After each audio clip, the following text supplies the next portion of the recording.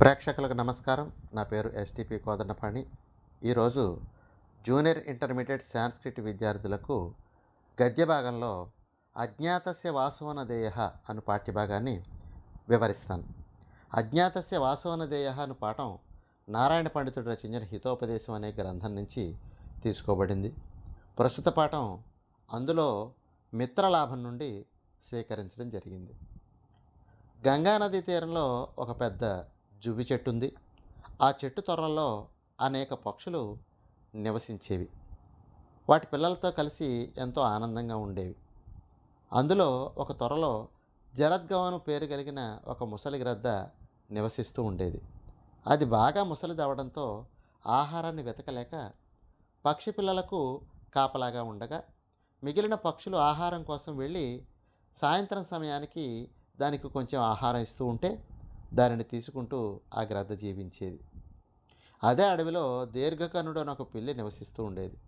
అది ప్రతిరోజు పక్షులు వెళ్ళడం రావడం చూస్తూ చెట్టుపైన పక్షి పిల్లలను తినుటకు ఒకరోజు చెట్టుపైకి వచ్చింది. పక్షి పిల్లలు ఈ దీర్ఘకర్ణుడు చెట్టుపైకి రావడం చూసి భయంతో పెద్దగా అరవగా, అది విన్న ముసలి గ్రద్ద వచ్చింది ఎవరు అని అడిగింది. అది విన్న ఆ పిల్లి గ్రద్ద నుండి తప్పించుకొనుటకు దానికి కొన్ని మాయమాటలు చెప్పింది. అయ్యా, నేను ఒక పిల్లిని. ఈ అడవిలో ఒంటరిగా నివసిస్తూ మాంసాహారం మాని చాంద్రాయణ వ్రతాన్ని చేస్తున్నాను. నాకు కొన్ని ధర్మ సందేహాలు ఉన్నాయి. వాటిని తీర్చుకోవడం కోసం మీ వద్దకు వచ్చాను అని చెప్పింది.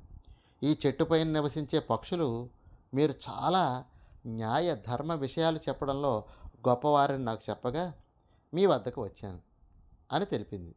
అది నమ్మిన గద్ద పిల్లిని చెట్టు మీదకి రావడానికి అనుమతిచ్చింది. ఈ విధంగా పిల్లి గద్దను నమ్మించి ప్రతిరోజు గ్రద్ద వద్దకు వచ్చి మాట్లాడుతూ పక్షి పిల్లలను మచ్చిక చేసుకుంటూ రోజుకొక పక్షి పిల్లను తీసుకుని వచ్చి ఆ త్వరలో పెట్టుకుంటూ తింటూ వచ్చేది.